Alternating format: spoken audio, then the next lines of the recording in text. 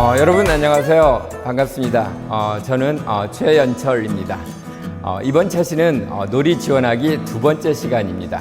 놀이 지원하기 2에서는요, 교사가 놀이를 지원하기 위해서는 놀이의 맥락을 잘 파악해야 된다는 점, 그리고 기록과 관찰을 잘 하기 위해서는 기록과 관찰의 방향을 잘 설정해야 된다는 점, 그리고 유아를 놀이의 평가자로 활용할 수 있는 방안에 관해서 모색해야 된다는 점 등에 대해서 살펴보도록 하겠습니다.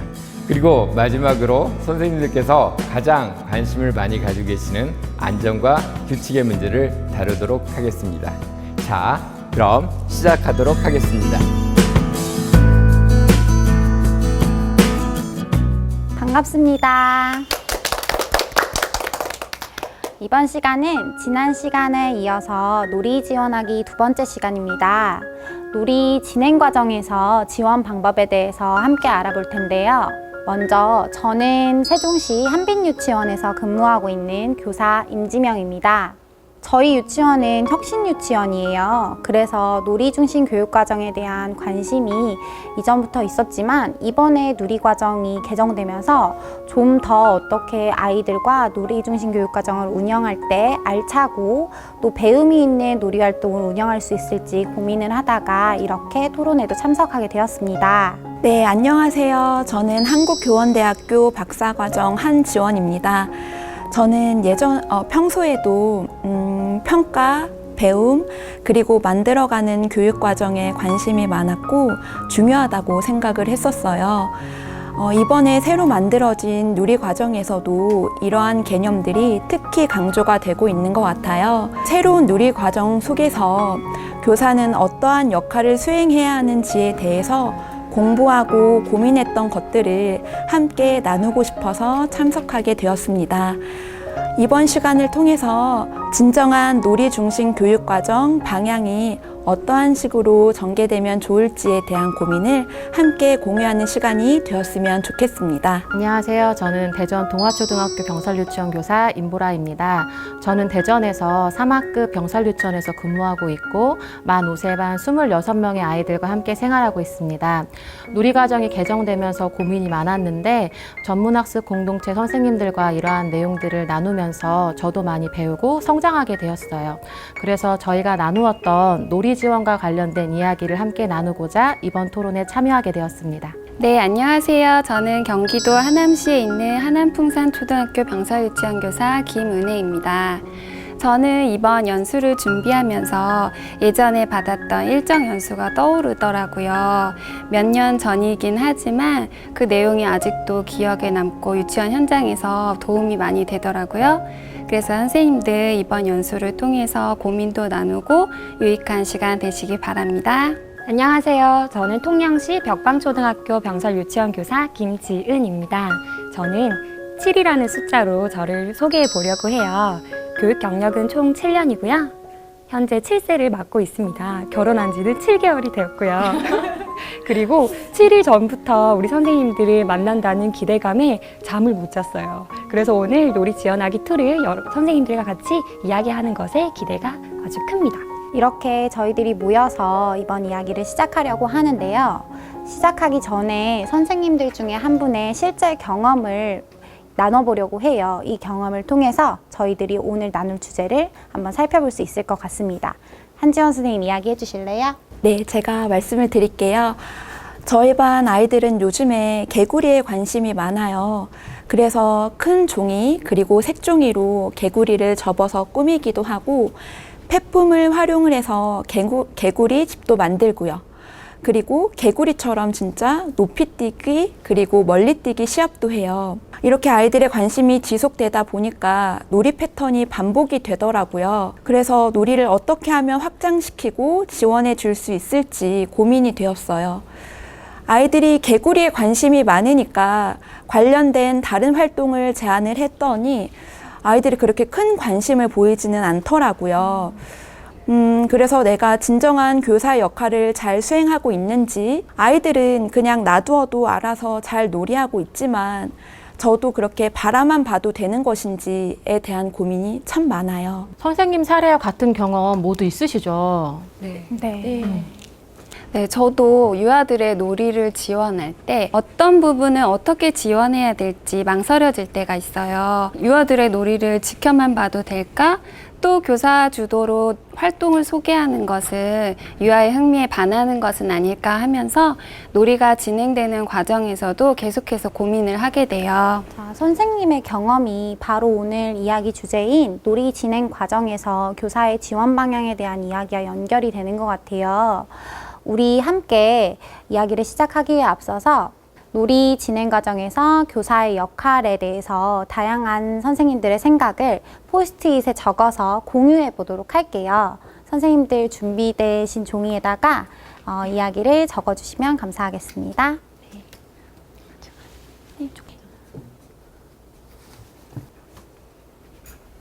비슷한 것끼리 조금 붙여주시면 네, 이렇게 그냥 붙여도 될 것 같아요. 자, 여기까지 이렇게 워크샵을 마무리해보고 저희들이 일단은 비슷한 것들끼리 묶어서 지금 유목화를 해놓은 상태인데 사실은 제가 먼저 생각한 주제들과 이제 비슷하게 묶어보려고 노력을 했어요. 한번 확인을 해볼게요. 첫 번째 주제부터 마지막 주제까지 선생님들끼리 한번 한 가지씩 읽어보도록 하겠습니다. 저부터 시작할게요. 놀이의 중요성 인식하기. 놀이 환경 지원하기. 직접적인 놀이 지원하기. 네 번째 약간 오타가 있네요. 제가 기억하고 있는데 기록과 평가하기입니다. 평가를 통해 메타인지 지원하기. 놀이 규칙 지원하기. 이렇게 오늘 6가지 주제로 한번 이야기를 나눠보려고 합니다. 첫 번째 주제입니다. 놀이의 중요성 인식하기입니다. 네, 저는 놀이의 가치 그리고 바라보기라고 적었는데요. 이번 놀이 지원 과정에서 교사의 역할 중에 중요한 부분이 이렇게 놀이의 의미를 이해하고 유아들이 만들어가는 놀이의 가치를 인식하는 것이라고 생각했기 때문이에요. 이번 개정 놀이과정 해설서를 보면 놀이하며 배운다는 가치를 인식하고 유아가 중심이 되고 놀이가 살아나는 교육과정을 함께 실천한다는 이야기가 있어요. 저는 이 부분에서 교사가 유아와 놀이의 중요성을 다시 한번 인식하고 그 시선의 중요성을 다시 한번 생각하게 됐던 것 같아요. 시선에 대해서 조금 더 구체적으로 이야기해 주실 수 있나요? 네, 제가 말씀드릴게요. 예전에는 유아들이 놀이 속에서 스스로 배운다라는 것에 대한 확신이 없었던 것 같아요. 그래서 유아가 어떤 것에 흥미를 가지느냐 보다는 교사가 미리 정한 주제를 어떤 방식의 수업으로 잘 전달할 것인지가 중요했던 것 같아요. 맞아요. 저도 발문이나 유아들의 반응까지 예상해서 계획안을 작성했었어요. 그러다 보니까 제가 생각한 반응과 유아들의 반응이 빗나가면 당황도 많이 했었던 것 같고요. 맞아요. 저도 그런 경험이 있어요. 예전에 아이들과 빗방울의 모습을 신체로 표현하는 활동을 했었는데요. 활동을 하기 전에는 아이들이 빗방울에 이렇게 톡톡 떨어지는 모습, 그리고 흘러서 내려가는 모습, 이런 모습들을 표현할 것이라고 예상을 했었는데 정작 활동을 해보니까 아이들이 이렇게 교실 바닥에 웅크려서 누워 있는 거예요. 알고 보니까 그것이 빗물 때문에 만들어진 웅덩이를 표현한 것이었더라고요. 굉장히 창의적인 표현이었는데 계획대로 되지 않는다는 생각에 제가 적극적으로 반응을 해주지 못했던 것 같아요. 저도 그랬던 경험이 있어요. 교사가 활동을 계획하고 진행할 때 유아가 흥미 없어 하거나 혹은 적극적으로 참여하지 않으면 그때마다 좌절감을 느끼곤 했던 것 같아요. 네, 저도요. 그런데 놀이 중심 교육과정에 들어오면서 아이들의 놀이를 바라보는 시각이 조금 달라지게 됐어요. 유아들의 놀이가 이미 의미 있는 표현이고 배움이라고 생각이 들면서 아이들의 놀이를 바라보는 시선이 달라지게 됐어요. 시선이 변화하니 예상치 못한 표현이나 행동에 대해서도 괜찮다는 융통성을 발휘하게 되는 것 같더라고요. 맞아요. 그러니까 놀이의 중요성을 인식한다는 것의 다른 말은 유아들이 놀이 과정 속에서 보이는 다양한 표현 방식을 있는 그대로 인정하고 그 의미를 찾아주는 것이라고 생각을 해요. 네, 두 번째 주제는 놀이 환경 지원하기인데요. 이 부분에는 공간, 또래, 그리고 교사, 분위기, 이런 하위 내용이 포함되어 있습니다. 이 주제는 교사가 놀이 지원을 할 때 간접적으로 지원을 해주는 부분인 것 같은데요. 네, 놀이 과정에서 유아를 둘러싼 것들과 관련된 내용이네요. 그러면 먼저 공간적 지원에 대한 이야기부터 먼저 시작해 볼까요? 네, 저는 놀이가 진행되는 과정에서 중요한 부분 중 하나는 바로 공간이라고 생각해요. 저는 유아들 흥미에 따라 공간을 배치해 주려고 하고 있는데 아이들과 놀이하다 보면 놀이 공간이 부족할 때가 있더라고요. 그럴 때 저는 공간을 조금 융통성 있게 조정해 주고 있어요. 유아와 공간 간의 상호작용도 놓쳐서는 안 될 부분이라고 생각해요. 교실 환경도 유아와 상호작용하는 주체니까요. 그러니까 공간 구성도 유아들의 놀이 형태에 영향을 미칠 수가 있어요. 네, 예를 들어 지금 코로나로 인해 사회적 거리두기를 실천하고 있잖아요. 그래서 바닥에 발바닥 모양의 스티커를 붙여 놓는다든지 책상을 멀리 떨어뜨려 놓는다든지 하는 공간 구성을 했어요.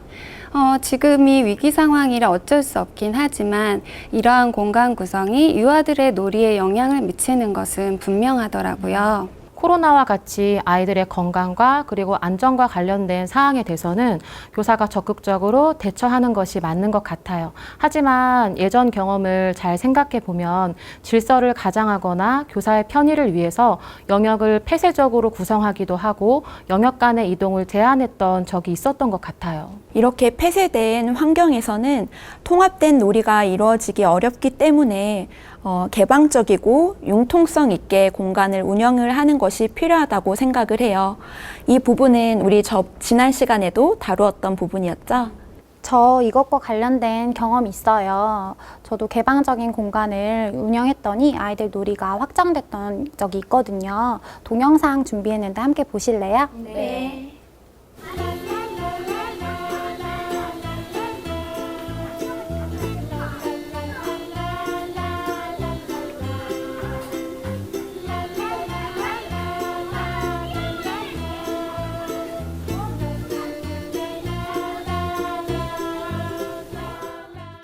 저렇게 놀이했던 것이 아이들이 갑자기 그림자에 관심이 많아져서 그림자 놀이를 할 수 있도록 제가 교실 한켠에 어두운 공간이 필요했거든요. 그래서 교실 한켠 공간을 비우고 천막을 쳐서 어두운 공간을 마련해 줬더니 아이들이 그림자 인형을 만들고 또 빛을 비추면서 이야기도 자기들이 직접 즉석에서 지어내면서 즐겁게 놀았던 경험이 있어요. 처음에는 이렇게 몇 명이서 놀다가 나중에는 많은 아이들이 흥미를 보이기 시작했거든요. 그래서 넓은 공간이 필요해 교실의 그림자 영역을 점점 더 넓혀주고 또 관객이 될 아이들은 맞은편에서 그림자극을 볼 수 있도록 했었어요. 이렇게 맞은편에서 아이들이 악기를 연주하기도 하고요. 그러다가 결국에는 교실 공간도 너무 좁아져서 아이들이 제안하는 대로 강당으로 이동해서 그림자극 공연을 했더니 다른 반 아이들도 와서 보고 관객석이 생기고 또 이렇게 옆에 있는 것처럼 매표소도 생겨나면서 공간들이 더 넓게 분할이 되고 놀이가 풍부화됐던 경험이 있어요. 교사가 이렇게 공간을 융통성 있게 운영을 해주어서 놀이가 풍부해진 아주 좋은 사례이네요. 그리고 아이들이 교실과 강당에 극장이라는 의미를 부여해서 똑같은 일상적인 공간을 새롭게 해석하는 것도 아주 인상적이고 놀라웠어요. 공간을 융통성 있게 조정해 주는 것과 그리고 유아들이 의미를 새롭게 부여하는 걸 격려해 주는 것, 이 두 가지가 놀이를 지원을 하고 확장시킬 수 있는 좋은 방법인 것 같네요. 네, 저는 놀이 환경 지원과 관련돼서 또래라는 단어를 적었어요. 저도 유아들은 또래와의 상호작용 속에서 배움으로 나아간다고 생각해요. 또래 관계 매우 중요하죠. 저희 반에 얼마 전에 새로 전학 온 아이가 있었어요. 저희 반 아이들이 구슬 굴리기 게임을 굉장히 좋아하고 그 안에서 흥미있게 빠져 있었는데 전학 온 이 아이도 이 구슬 굴리기 게임을 하고 싶어서 교사인 저에게 도움을 요청했어요. 그래서 제가 도와주지 않고 놀이에 익숙한 아이들에게 놀이 규칙을 설명하고 같이 놀 수 있도록 유도해 줬더니 아이들 스스로 규칙도 배우고 자연스럽게 친구 관계가 형성이 되더라고요. 선생님이 말씀해 주신 것처럼 아이들끼리의 또래 지원 무척 중요하죠. 말씀해 주신 부분과 제가 적은 분위기와 연결되는 것 같아서 바로 제가 이어서 말할게요. 분위기라고 하는 것은 교실 분위기를 이야기하시는 건가요? 네, 맞아요. 아이들의 놀이가 조금은 어수선한 분위기이더라도 아이들끼리 이렇게 자유롭게 놀이하는 것을 격려를 해주고 놀이 영역 간에 통합되는 걸 인정을 해주는 게 필요하다고 생각을 해요. 이러한 분위기는 유아와 유아의 상호작용이 늘어나도록 하고 놀이가 자유롭게 펼쳐지는데 긍정적인 영향을 주기 때문이죠. 경직된 교실 분위기보다는 자유로운 교실 분위기에서 아이들의 상호작용이 더 활발해지는 것 같아요. 교사의 직접적인 또래 지원 물론 중요하지만 교실 분위기가 또래 관계에 미치는 암묵적이고 또 폭넓은 그 영향력도 무시할 수 없죠. 저는 무엇보다 유아와 직접 상호작용하는 주체로서의 교사 역할도 중요하다고 생각해요. 저도 그렇게 생각해요. 교사와 유아가 교감하며 상호작용하는 것이 중요하다고 생각해요. 맞아요. 아이들이 놀이 과정에서 보이는 독특한 아이디어들을 교사가 조금 구체적으로 칭찬하고 격려해주면 아이들이 조금 자신감을 얻고 놀이가 좀 더 풍성화되기도 하더라고요. 그리고 꼭 언어적인 상호작용뿐 아니라 교사가 유아의 놀이에 관심을 가지고 미소를 보이거나 놀이를 긍정적으로 수용해주는 이러한 다양한 비언어적인 수단으로 유아와 소통하는 것도 무척 중요하죠. 놀이 진행 과정에서 공간이나 그리고 또래, 즉 유아를 둘러싼 환경과 유아의 사고작용을 원활하게 해주는 교사의 역할이 정말 중요할 것 같아요. 이번에는 직접적인 놀이 지원하기와 관련된 내용인데요. 조금 전에도 교사와 유아의 상호작용에 대해서 다루었지만 이번에는 조금 다른 느낌인 것 같아요. 네, 제가 생각을 할 때 교사는 놀이를 지원하는 과정에서 조금 더 적극적인 역할을 수행해야 할 필요가 있다고 생각을 해요. 맞아요. 교사가 놀이 지원이라는 명목 하에 소극적인 역할만 하는 것은 바람직하지 않은 것 같아요.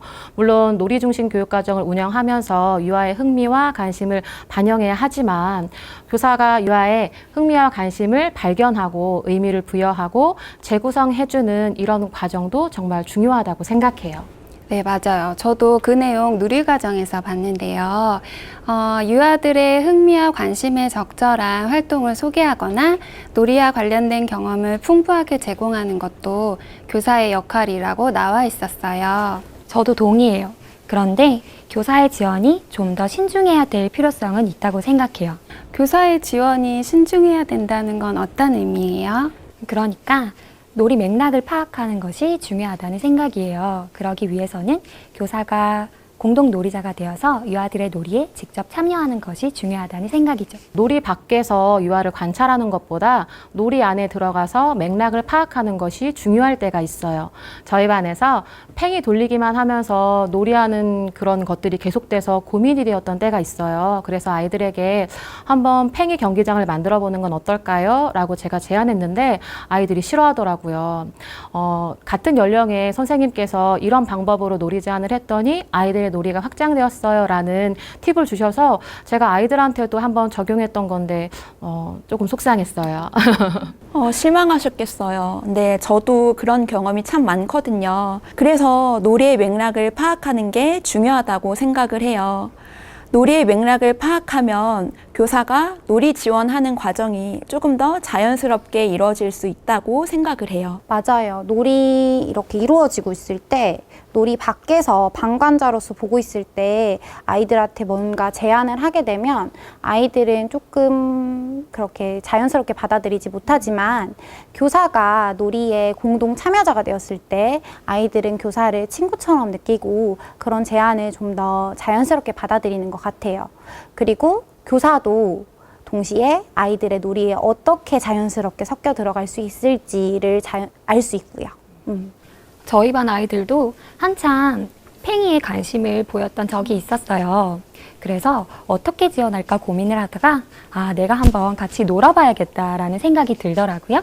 그래서 유아들의 놀이 속에서 같이 참여해서 팽이를 돌리는 모습을 보았는데 유아들은 팽이 자체에 관심을 보이는 것보다 팽이가 돌아가는 그 모습을 좋아한다는 걸 알게 되었어요. 왜냐하면 팽이뿐만 아니라 자석이나 과일 모형을 가져와서도 계속 핑글핑글 돌리면서 돌아가는 모습을 보면서 까르르 웃기도 하고 자기들끼리 어떻게 돌아가는 거지? 방법을 공유하기도 하더라고요. 아, 함께 놀이하면서 놀이 맥락을 파악할 수 있으셨군요.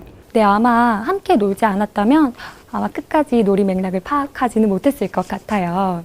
그래서 아이들이 가져왔던 그 물건에다가 물감을 칠해서 커다란 종이에 돌려가면서 그 궤적을 관찰할 수 있도록 지원해 주었었어요. 물건들을 돌리니까 커다란 꽃 모양이 나오기도 하고 원 모양이 나오기도 하니까 유아들이 너무너무 신기해하면서 즐거워했던 경험이 있어요.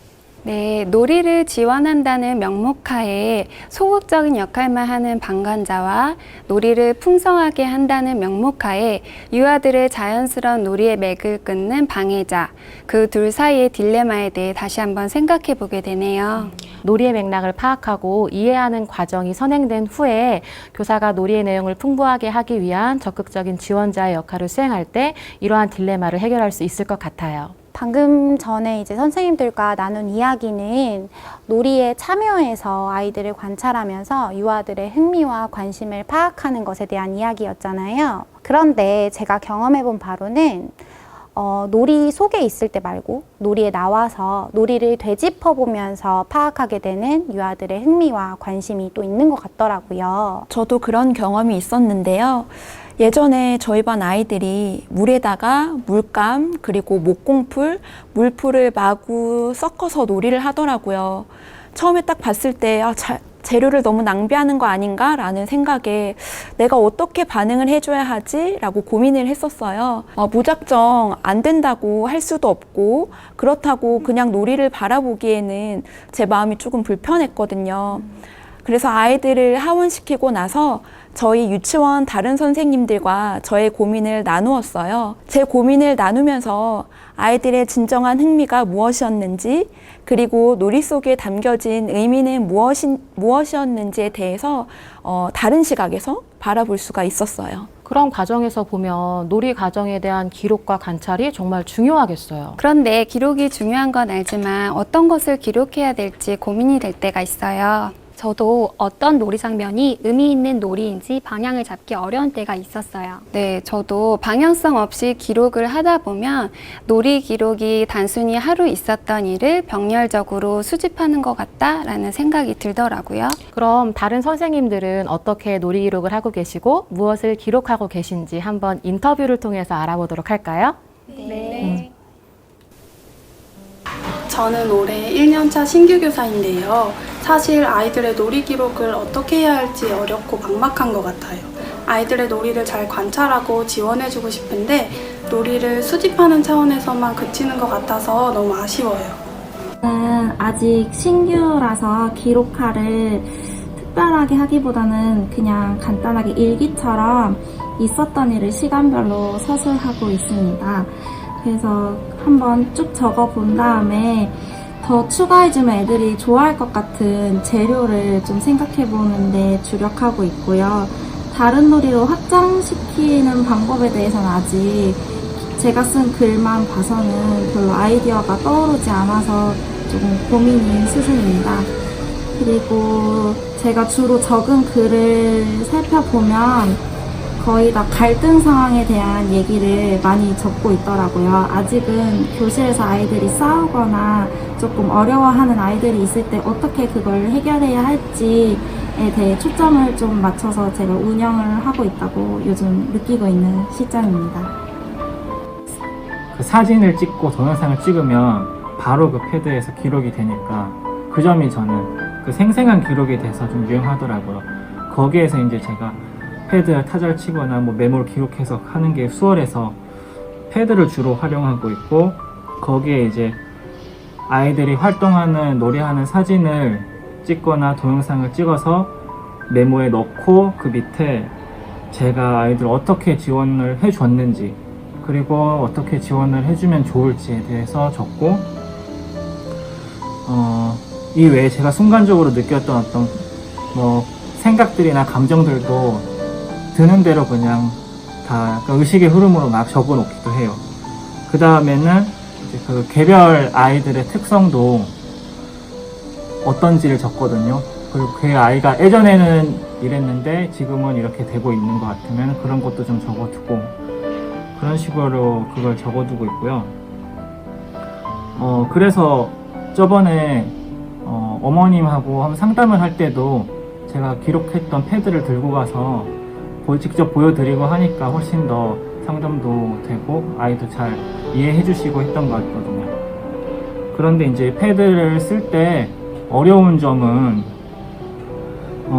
이제 패드를 쓰다 보니까 패드가 필요한 순간에 없어서 기록 못하고 지나갈 때가 있어요.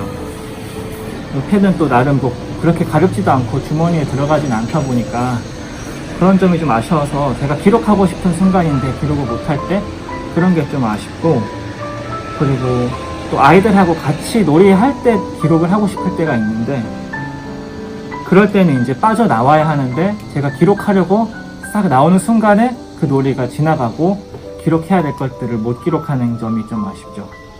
저는 아이들 기록화를 할 때 아이들의 놀이 모습 중 특별한 것을 기록하다가 요즘은 매일 하고 있는 간단한 놀이를 기록하려고 합니다. 그리고 아이들의 놀이를 단편적으로 보려고 하는 것이 아니라 이어지는 모습을 꾸준히 담으려고 노력 중입니다. 어려운 점은 항상 놀이를 기록하면서 소외되는 유아가 생겨서 그 유아들을 어떻게 하면 소외되지 않고 기록할 수 있을지에 대한 고민점이 있습니다. 작년 한 해 저는 놀이시험학교를 통해서 아이들의 놀이를 관찰했었습니다. 올해도 아이들의 놀이를 맥락에 근거해서 사진과 영상으로 기록하고 있습니다. 네, 현장에 정말 생생한 이야기네요. 의견을 한번 정리해 볼게요. 크게 4가지로 나뉘는 것 같아요.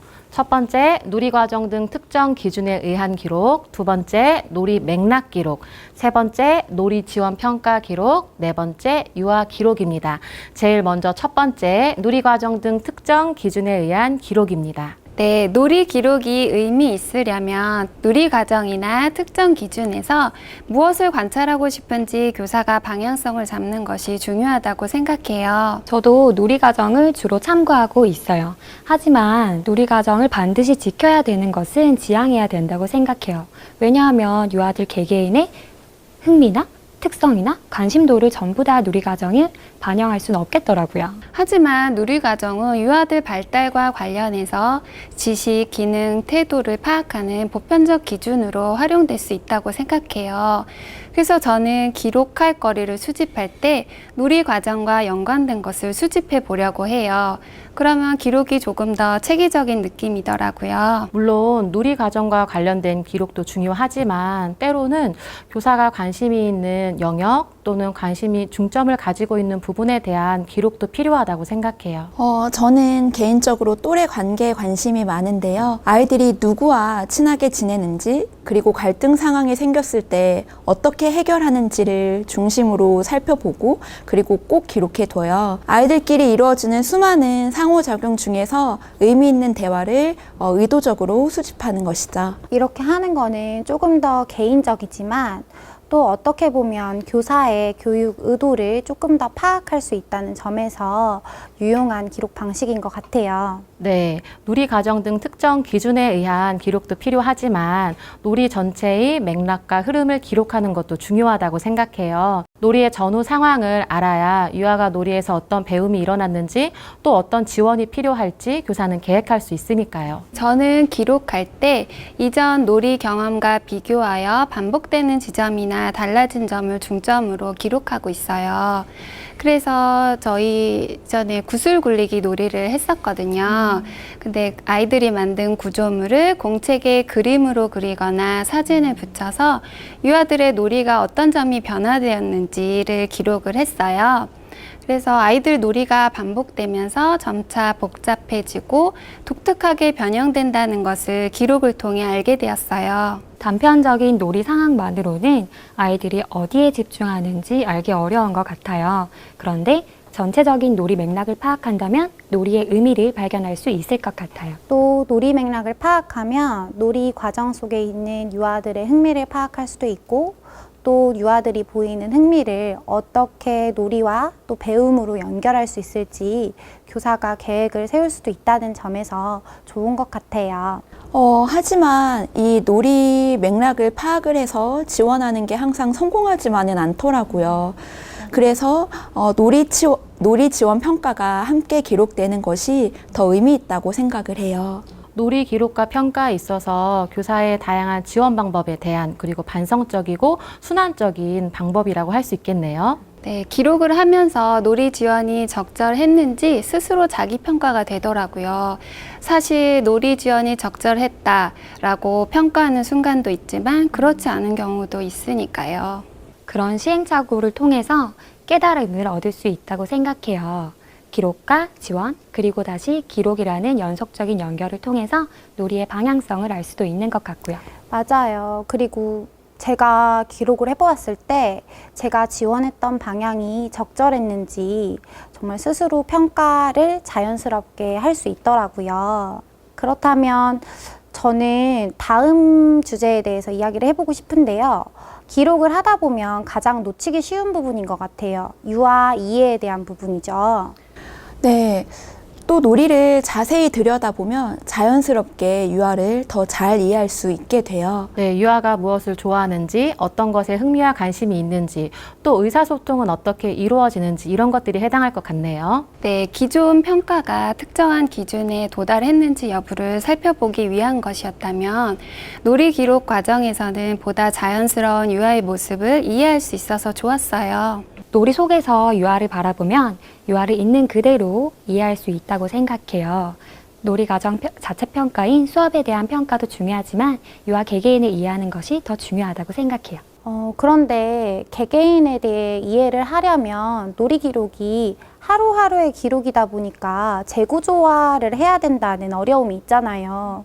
그런데 또 하루하루의 기록을 유아별로 나누어서 재구조화를 하려면 시간과 노력이 드니까 쉽게 하기도 어렵고요. 네, 그래서 어떤 선생님들은 컴퓨터 프로그램을 활용을 해서 아이들별로 놀이 자료를 이중으로 분류해서 정리를 하시더라고요. 저는 종이 기록을 활용하는데요. 이렇게 사진에서처럼 아이들이 참여한 놀이 부분에 아이들의 이름을 이렇게 태그를 해서 정리를 해요.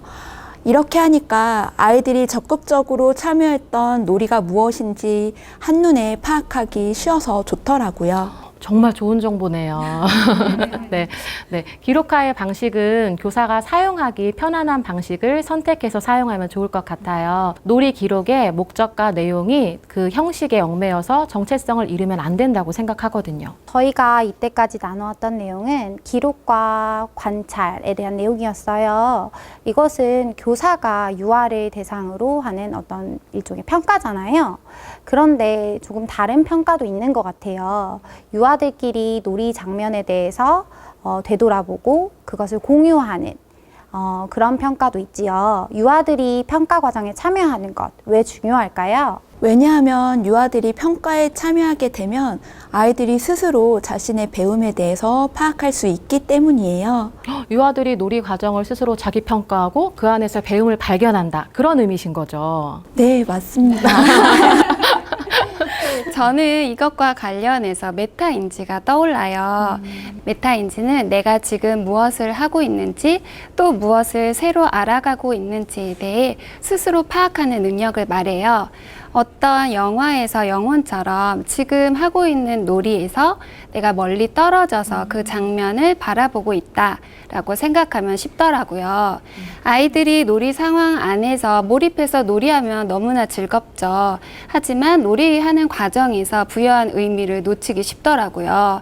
그래서 아이들이 자신의 놀이를 되돌아보면서 놀이 상황 밖에서 자기 평가할 수 있도록 돕는 것이 필요하다고 생각해요.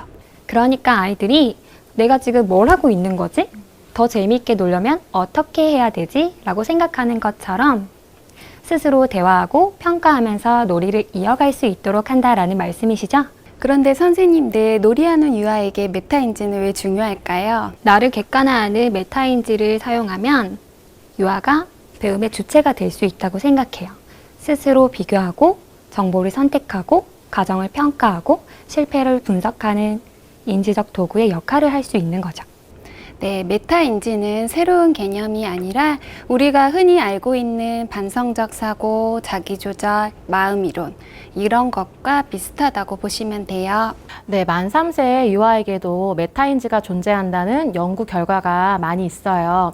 연령이 어린 유아들도 스스로 평가할 수 있는 기회를 주는 교사의 지원이 아주 의미 있다는 것이겠죠? 생각을 해보면 아이들이 놀이하는 과정에서 자연스럽게 놀이에 대한 평가를 하는 메타인지를 발휘하고 있는 것 같네요. 미리 배움을 정해놓은 게 아니라 놀이를 통해서 배움을 만들어가는 이번 교육과정에서 메타인지가 더욱 중요하겠어요. 그런데 선생님이 이야기를 듣다 보니까 한 가지 궁금한 게 있어요.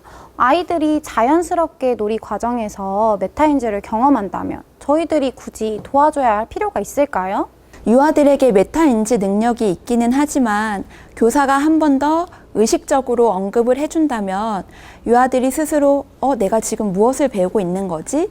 라는 것에 대한 인식이 확실해질 수 있어요. 유아들에게 놀이 상황에서 지금 뭐 하고 있니? 라고 물어봤을 때 잘 모르겠어요 하고 대답하는 경우가 있어요. 맞아요.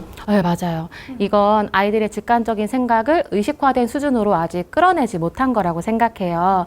유아들이 자기 스스로 자기의 놀이 경험과 배움을 인식할 수 있도록 교사가 질문을 해준다면 더 깊은 배움이 될 것 같아요. 그렇다면 놀이 평가에 유아들이 적극적으로 참여할 수 있도록 할 수 있는 교사의 지원에는 어떤 것이 있을까요? 교사는 놀이 과정에서 유아의 대화를 통해서 유아가 관찰하고 경험한 것들을 질문하는 경험을 통해서 도움을 지원해 줄 수 있어요. 저도 그런 경험 있어요. 저희 반에 물에 여러 가지 스판크를 반복해서 떨어뜨리는 유아가 있었어요. 그래서 제가 그 아이에게 가서 여러 가지 스판크를 물에 넣는 걸 보니 무엇이 뜨고 가라앉는지를 살펴보는 거야? 라고 물어봤더니 그 아이는 네, 맞아요. 이렇게 생긴 거는 뜨고 이건 그렇지 않아요. 라고 이야기를 하더라고요. 그리고 그 아이는 더 많은 정보를 수집하기 위해서 스판크 외에 다른 물건도 물속에 넣어보더라고요. 그러면서 자연스럽게 배움의 기회가 열렸을 것 같아요.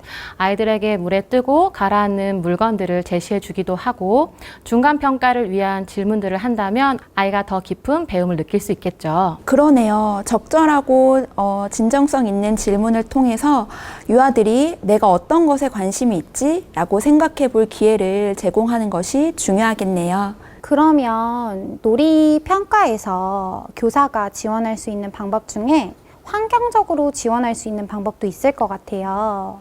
저는 놀이 과정을 영상과 사진으로 담았어요. 그래서 놀이가 마무리될 때쯤에 혹은 하루 일과가 마무리될 때쯤에 놀이 과정마다 정리한 사진과 영상을 아이들에게 보여준 적이 있어요. 영상 속에 나온 자신이 놀이한 장면을 보고 아이들이 반가워하기도 하고 자연스럽게 자신이 놀이했던 경험을 회상하더라고요. 저는 아이들의 놀이 과정을 신문 형식으로 이렇게 복도에 게시해서 공유한 적이 있었어요. 또 아이들의 이런 놀이 과정을 카드 뉴스 형식을 가정으로 보내서 유아들의 놀이 경험들을 나눌 수 있는 기회를 제공해 준 적이 있었어요. 저희 반 아이들은 교실에서 하던 놀이를 교실 외 다른 공간에서도 하길 원했어요. 그래서 제가 복도 한쪽에 자료를 내어주고 그리고 또 놀이할 수 있는 소개 자료도 함께 게시해 주었어요. 그랬더니 다른 연령의 유아들도 와서 함께 놀이가 시작되었어요. 저 또 하나 생각났어요. 뭐예요? 유아들의 결과물을 작품으로 공유해줬던 경험이 있어요. 탐색하면서 만들어지는 작품과 활동 결과물을 전시를 해줬었는데 그 옆에 유아들의 활동 사진을 넣어서 어떤 상황에서 만들어진 건지 다른 유아들의 이해를 도운 적도 있죠. 네, 아이들이 놀이하는 과정에서 배움의 과정을 기록한 것을 보며 반성적으로 살펴볼 수도 있고 발전된 다른 아이디어를 또 떠올릴 수 있어요. 네, 놀이 과정 기록을 통해서 아이들은 놀이했던 것을 기억해내기도 하고 생각하고 표상하고 재표상하죠. 그러면서 또 다른 학습의 출발점이 되기도 하고요. 놀이 과정을 공유를 하면 다른 유아에게도 배움을 확장시킬 수 있는 기회가 되는 것 같아요.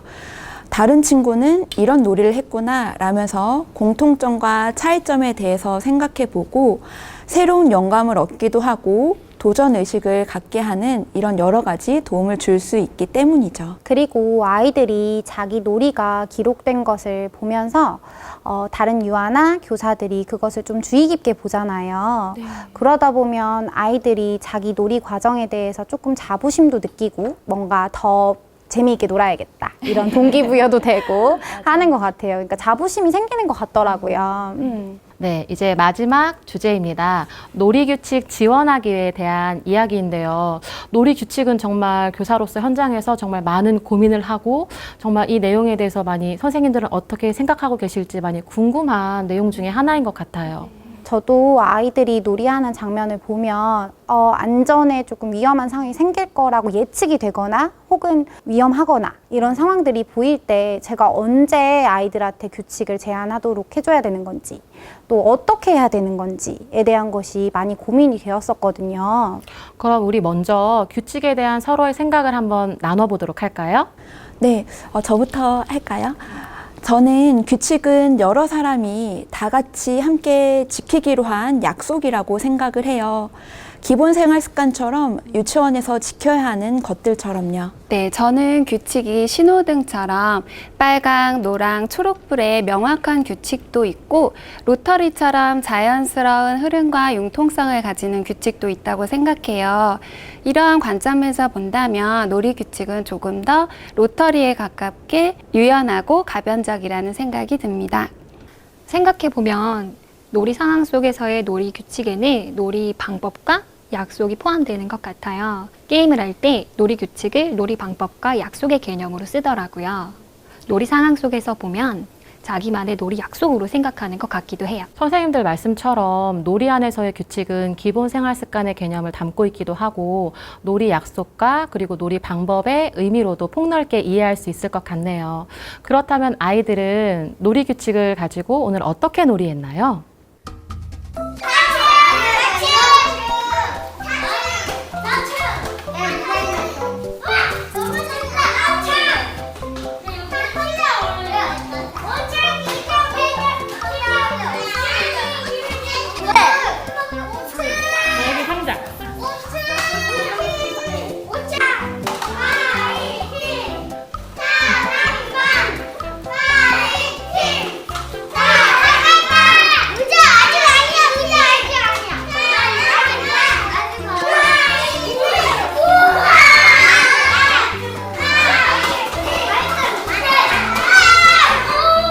네, 종이컵 놀이 영상 잘 보셨나요? 네. 저희 반 요즘 이렇게 종이컵으로 자기 키보다 높게 쌓기도 하고 여러 가지 모양으로 구성을 하는 놀이에 빠져 있어요. 그런데 종이컵이 가벼워서 자꾸 무너지다 보니까 그때 교사의 중재가 필요한 거 아닐까라는 생각이 들더라고요. 그런데 아이들끼리 얘들아, 우리 1층부터 쌓고 그 다음 2층으로 넘어가자라고 놀이 규칙을 스스로 정하더라고요. 교사가 놀이 규칙을 제안하거나 정해주지는 않았지만 아이들이 더 재미있게 놀기 위해서 규칙을 스스로 만드는 장면을 보게 됐어요. 저희 반은 오늘 비가 와서 아이들이 산책 나가자고 놀이 제안을 하더라고요. 그래서 우산을 들고 밖에 나가서 빗소리도 같이 들어보고 비가 와서 달라진 자연의 모습을 관찰하기 위해서 산책을 나갔는데 나가서 놀다 보니까 아이들이 비가 와서 촉촉해진 흙을 만져보더니 우리 모래놀이 할까 하면서 새로운 놀이 방법을 또 제안하더라고요. 그래서 비 오는 날 산책이 오늘은 저희 반의 모래놀이가 됐어요. 아이들이 놀았던 모래놀이 영상이 있는데 같이 한번 보실까요? 네. 진짜 완성했어!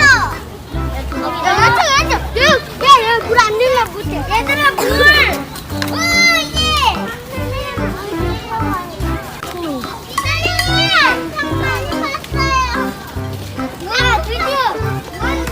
여기 진짜 막 팠었어. 그거 내가 다 봤어. 선생님, 잠깐만 여기! 갈게요, 물. 알았어, 물 갈게요.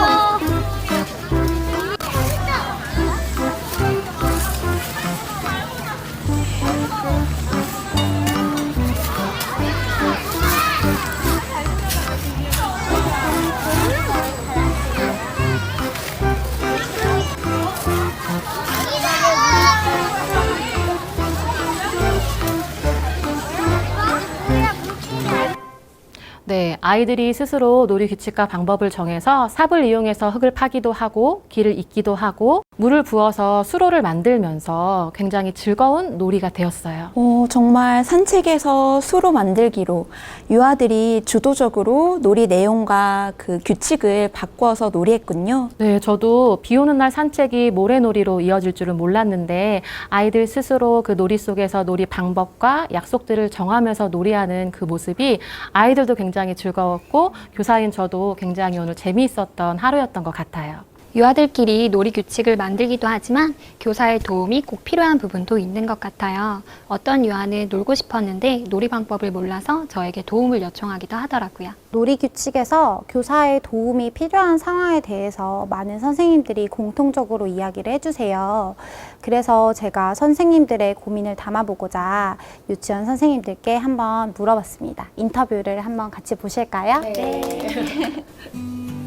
저는 아이들과 놀이 규칙을 정할 때 얼만큼 교사가 개입해야 하고 또 얼만큼 아이들에게 자유를 주어야 하는지 그것이 궁금합니다.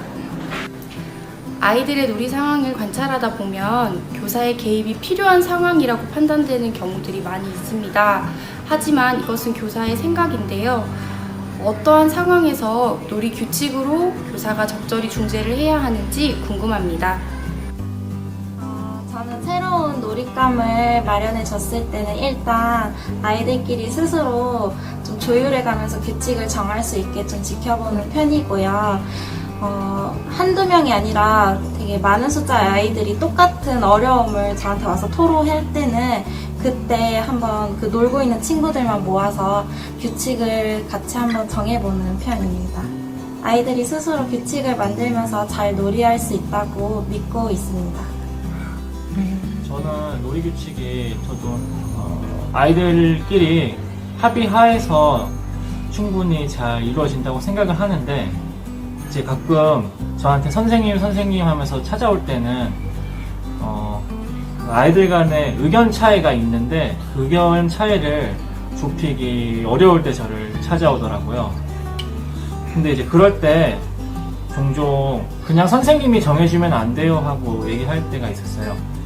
그런데 저도 그거는 좀 아닌 것 같고 그래도 좀 힘들더라도 아이들이 스스로 친구들끼리 의견을 주고받고 결정을 하는 것이 교육적으로 중요한 부분이라고 생각을 해서 제가 정해주지는 않고 어쨌든 아이들끼리 서로 이야기해서 합의를 이끌어내는 과정을 경험했으면 좋겠다는 생각을 가지고 항상 아이들을 중재해주고 도와주려고 노력하고 있습니다. 저는 아이들이 놀이 규칙이 필요할 때 아이들에게 놀이 규칙을 이야기할 수 있는 장을 마련해주는 게 교사의 역할이라고 생각합니다. 왜냐하면 저희 반 아이들이 선생님이 줄 서서 이동해라 했을 때는 얘기를 안 듣는데 아이들이 친구들이 줄을 안 섰을 때 불편함을 느꼈어요. 그래서 그때 아이들이 친구들아 이것 좀 지켜줘 하는데 이야기가 잘 이루어지지 않아서 선생님이 그때 이야기의 장을 마련해 주었더니 아이들끼리 놀이 규칙을 만들었던 것이 기억이 나서 그것이 선생님들의 다양한 이야기를 저희가 인터뷰를 통해 모아봤는데요. 이거보다 더 다양한 이야기가 있을 거예요. 그래서 다 함께 다양한 이야기를 다뤄보기 위해서 저희가 뽑아보았습니다. 교사의 도움이 필요한 놀이규칙 상황 베스트 3! 네, 먼저 놀이 규칙에서 교사의 도움이 필요한 상황 3위입니다. 유아가 규칙을 정하는데 어려움을 느껴서 교사의 도움이 필요한 상황, 그리고 교사의 교육적 의도가 있을 때입니다. 연령이 어린 경우 특히 교사에게 도움을 요청하는 상황들이 많이 있는 것 같아요. 이럴 때 아이들의 놀이와 관련해서 또 놀이의 흥미 그리고 관심사를 반영해서 이런 방법으로 놀아보는 건 어떨까요? 라고 교사가 규칙을 제안했을 때 유아들의 놀이가 조금 더 풍부해지고 즐겁게 배울 수 있었던 경험들이 있어요. 꼭 연령이 어린 것뿐만 아니라 놀이에 익숙하지 않은 경우에도 놀이 규칙에 대해서 교사가 지원을 해줄 수 있는 부분이 있다고 생각을 하는데요. 예전에 저희 반에 구슬치기 방법을 잘 몰라서 저에게 도움을 요청한 경우가 있었어요. 그럴 때 저는 한 놀이 규칙 3가지 정도를 제안을 해주었고 점차 아이들이 놀이에 익숙해지면서 놀이 규칙을 더해서 만들어 보도록 제안을 하고 지원을 해준 적이 있습니다. 저도 교사의 교육적 의도가 있을 때 유아들에게 놀이 규칙에 관해서 도움을 줄 수 있다고 생각을 해요.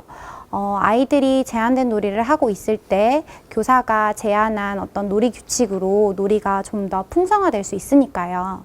저는 만 3세 반을 담임했던 적이 있는데요. 만 3세 유아의 경우 놀이 자료나 내용에 있어서 사전 경험이 부족한 경우들이 많았던 것 같아요. 교사가 놀이 규칙을 제안해 줬을 때 유아들의 놀이 내용이 조금 더 풍부해지고 재미있었던 경험들을 많이 했던 것 같아요. 저는 놀이가정 놀이 이해 자료 몸으로 놀아보자를 본 적이 있었어요. 교사가 유아들에게 종이를 주면서 얘들아 자유롭게 놀아봐 라고 이야기하였는데 아이들이 거기에다가 낙서를 하고 그림만 그려서 놀이가 풍요롭게 이어지지 않은 걸 보고 교사가 교실에 있던 그리기 도구를 몽땅 치워버리는 그런 내용이었어요.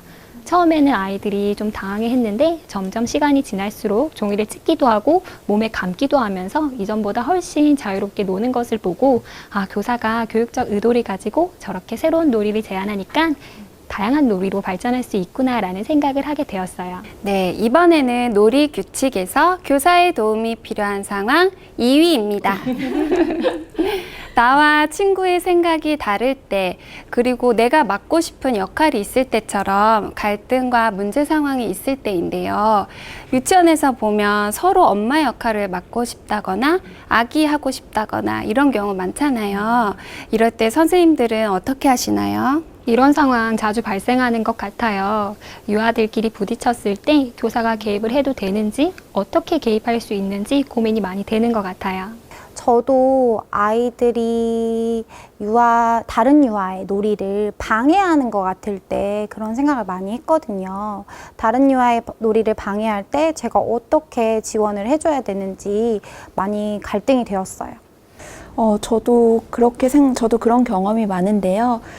그런데 아이들이 스스로 놀이 규칙을 제안을 하면 이러한 상황을 극복해 나갈 수 있다고 생각을 해요.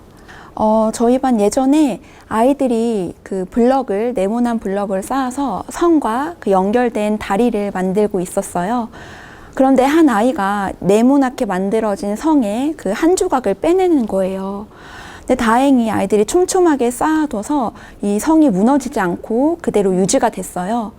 그런데 갑자기 아이들이 그 네모난 성에 만들어진 그 나무 조각을 하나씩 빼내면서 이 성이 무너지지 않고 빼내는 이런 젠가 게임처럼 놀이 방법을 변형시켜 나가더라고요. 그래서 아이들은 이 한 아이가 이렇게 했던 행동이 놀이를 방해한다라고 받아들이는 게 아니라 새로운 놀이의 제안으로 받아들이는 것 같더라고요. 네, 그렇군요. 유아들이 놀이 상황 중에 방해 행동이 나타난다고 하더라도 방해가 아니라 함께 놀이하는 것으로 느껴질 수 있겠어요. 유아들은 문제 상황이 나타났을 때 스스로 규칙을 제안하고 변형시키면서 조정할 수 있죠. 이때 교사는 유아의 놀이를 잘 관찰하고 기다려주는 것도 필요하겠어요. 유아들이 스스로 놀이 규칙을 제안할 수 있도록 기다려주는 게 정말 중요하다고 생각해요. 유아들이 더 재밌게 놀려고 직접 순서를 정하기도 하고 협력하기도 하더라고요.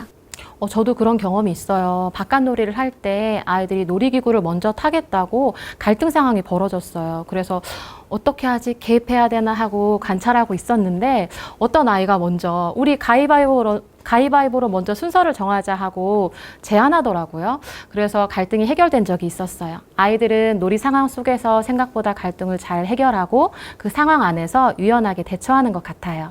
네, 저는 아이들 놀이에 공동 놀이자로 많이 참여하는 편인데요. 놀이 맥락 속에서 교사와 유아가 동등하게 존재를 한다면 교사가 의사결정 과정을 도와줄 수 있다고 생각을 해요. 그래서 서로 각자 다른 의견을 경청해서 듣는 분위기를 조성해 줄 수도 있고, 그리고 다양한 의견을 조정을 해주거나 아니면 새로운 대안을 선택을 하게 도와주거나 또는 방법이나 그리고 순서를 융통성 있게 조정해주는 이러한 다양한 의사결정 과정에 참여하는 공동 놀이자로 참여를 하는 것이죠. 유아가 규칙을 제안하고 상황을 해결할 수 있도록 기다려주기, 그리고 놀이 맥락 속에 교사가 참여하고 있다면 의사결정 과정에 함께하는 것도 좋은 방법이겠어요. 그런데 이렇게 아름다운 사례들만 있는 건 아니잖아요, 사실. 저는 유아들끼리 이렇게 다툼이나 갈등을 해결하지 못하는 상황도 있더라고요. 그런 경우에는 놀이가 진전이 되지 못하고 고착되거나 단절되거나 이런 경우가 있던데, 이런 경우에는 어떻게 하세요? 저는 아이들끼리 문제 상황에 부딪혔을 때 상호작용이나 놀이 참여를 통해서 문제 해결을 할 수 있도록 하고 있어요. 블록으로 동네를 만들면서 공간이 부딪히는 문제가 생겼을 때 교사가 상호작용을 통해서 갈등 해결을 지원할 수 있어요. 예를 들어 두 동네를 왔다 갔다 할 수 있는 방법은 없을까? 더 큰 동네를 만들기 위해서 길을 어떻게 구성하면 좋을까요? 이런 것들도 방법이 될 수 있을 것 같아요. 또 유아가 스스로 규칙을 만들어 보도록 제안하는 것도 한 방법이 될 수 있을 것 같은데요. 교사가 일방적으로 규칙을 정해서 알려주기보다는 유아들이 스스로 그 규칙이 필요한 상황을 느끼고 적절한 놀이 규칙을 만들어 보도록 제안을 하는 거죠. 저도 그렇게 많이 도와주고 있는 것 같아요. 그러니까 아이들이 불편한 상황이 생겼을 때, 예를 들어서 교실에서 블럭을 던지면 무슨 일이 일어날까? 라거나 뭐 교실에서 뛰면 어떤 위험한 상황이 생길까? 라든지 이런 필요성에 대해서 조금 아이들이랑 이야기를 나누고요. 그 다음에 규칙을 어떻게 만들 수 있을지 아이들이랑 상의를 해서 필요성을 인지하고 규칙을 스스로 만들 수 있도록 돕고 있어요. 유아가 갈등이나 문제 상황을 해결할 수 없을 때 교사는 규칙을 제안할 수 있고, 또 놀이 참여와 상호작용을 통해 문제 해결을 지원할 수 있어요. 자, 이번엔 마지막입니다. 놀이 규칙에서 교사의 도움이 필요한 상황 베스트 1입니다. 네, 모두들 다 예상하셨을 텐데요. 안전에 대한 문제가 발생하거나 예측될 때입니다. 유아 주도의 놀이 중심 교육 과정에서 가장 고민되는 부분은 바로 이 안전 문제와 관련된 건데요. 선생님들 이런 경험 많으시잖아요. 유치원에서도 하루에도 몇 번씩 간 떨어질 뻔한 순간 있잖아요. 그래서 오늘 하루도 무사히 하면서 출근한 적도 있고요. 선생님들 안전과 관련된 경험 있으신가요? 네, 저 있어요. 저 아이들이랑 교실 역할 영역에서 이제 캠핑놀이를 하고 있었거든요. 그랬는데 아이들이 텐트가 필요하다고 해서 텐트를 만들어줬어요. 이렇게 만들어줬는데 그게 좀 멋져 보였나 봐요. 그래서 어린이 한 명이 창문 난간 위로 올라가가지고 텐트 위로 떨어지려고 해서 제가 그때부터 간이 없습니다. 놀라셨겠어요. 물론 아이들이 주도적으로 놀이 규칙을 만들면서 즐겁게 놀이하는 거 너무 중요하죠.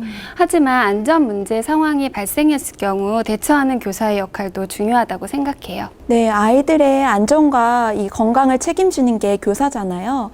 그래서 놀이가 즐겁게 이루어지는 것도 무척 중요하지만 이렇게 위험한 문제 상황이 발생을 했을 때 신속하게 대처하는 능력도 아주 중요하다고 생각을 해요. 네, 그럼 선생님들은 안전 문제가 발생하거나 예측될 때 어떻게 하고 계신가요? 네, 저는 먼저 안전한 놀이가 보장될 수 있도록 물리적 환경을 점검해요. 그리고 사전에 위해를 가할 수 있는 물질이나 물건들을 차단하고요. 그리고 자신의 몸을 조절할 수 있도록 놀이 속에서 통제 방법을 배울 수 있게 지원하고 있어요. 저는 무조건 놀이를 금지하기보다는 왜 그 놀이가 위험한지 유아들과 함께 이야기하고 안전한 놀이 규칙에 대해서 찾아보려고 하고 있어요. 저도 그런 경험이 있는데 아이들이 놀이를 하고 있을 때 놀이를 제한하지 않는 범위 내에서 유아들이랑 규칙에 대해서 조금 이야기를 나누려고 해요. 사진에 보이시는 것처럼 아이들이 블럭을 키보다 높게 쌓기를 원했었어요. 그때 놀이를 하지 마, 키보다 높게 쌓지 마 이렇게 하기보다는 이게 블럭이 쓰러질 때 위험한 상황이 생길 수 있잖아요. 그거에 대해서 아이들이랑 미리 이야기를 하고 블럭이 쓰러질 때 일어날 수 있는 위험한 상황을 우리가 막기 위해서 어떻게 놀이를 하면 좋을까라는 이야기를 나누면서 놀이 규칙을 새롭게 정하고 아이들이 놀이할 수 있도록 했어요. 그랬더니 아이들이 자기들이 스스로 정한 약속이라서 그런지 규칙이라서 그런지 조금 더 안전하게 놀이하려는 모습을 보이더라고요. 선생님들 말씀처럼 안전한 환경을 만들기 위해서 교사가 사전에 점검하고 위해 물질을 차단하는 것들도 중요하고 유아 스스로 갈등 상황이나 문제 상황들을 해결할 수 있도록 토의 상황들을 제공해 주는 것들도 필요할 것 같습니다. 네, 선생님들과 이야기 나눠보니까 벌써 시간이 이렇게 됐네요. 오늘 놀이 진행 과정에서 지원 방법에 대해 다양한 이야기를 나누어 보았습니다. 오늘 선생님들은 어떠셨어요? 교사가 어떤 철학을 가지고 놀이를 바라봐야 하는지 지원과 방법, 그리고 기록과 관찰, 규칙과 평가까지 많은 이야기를 다양하게 나눌 수 있어서 참 좋았습니다. 네, 저도 수업에 임하는 교사로서 이렇게 복합 다면적인 많은 역할들을 하시는 선생님들이 너무 존경스러웠고 이야기를 나누면서 저의 또 부족한 부분에 대해서도 다시 생각해보는 아주 귀중한 시간이었던 것 같습니다. 네, 저도 깨달음과 반성을 할 수 있었던 뜻깊은 시간이었고요. 이렇게 멀리서나마 여러 선생님들을 만나뵐 수 있게 되어서 정말 즐거웠습니다. 저는 이렇게 오늘 이야기를 준비하는 입장이었지만 같이 교실에서 아이들과 지내는 교사로서 저의 고민을 선생님들과 같이 나누고 또 해결하고 이야기해보고 그런 경험들이 모두 저의 성장의 밑거름이 된 것 같아서 정말 좋은 경험이었던 것 같아요. 네, 아마 선생님들도 교실에서 고민을 많이 안고 지내셨겠죠. 고민을 나누는 과정 자체가 성장을 위한 발걸음이라고 생각을 한다면 고민은 더 이상 부정적인 의미만으로는 바라볼 수 없을 거예요. 왜냐하면 고민이 아이들의 행복 그리고 선생님들의 행복에 커다란 밑바탕이 되기 때문이죠. 너무 아쉬운데요. 네, 함께 해주셔서 감사합니다. 강의 어떠셨나요? 여러분들 고민거리 많이 해결되기도 했겠지만 그만큼 더 고민거리가 더 생겼을 수도 있을 것 같습니다. 여러분들이 가지고 있는 고민은 여러분들 혼자만의 고민이 아닙니다. 각자 소속해 있는 유치원 또는 친한 선생님들과 전문적 학습 공동체를 구성하여 여러분들의 고민들을 해결해 보시기 바랍니다. 이번 강의 수고하셨습니다. 감사합니다.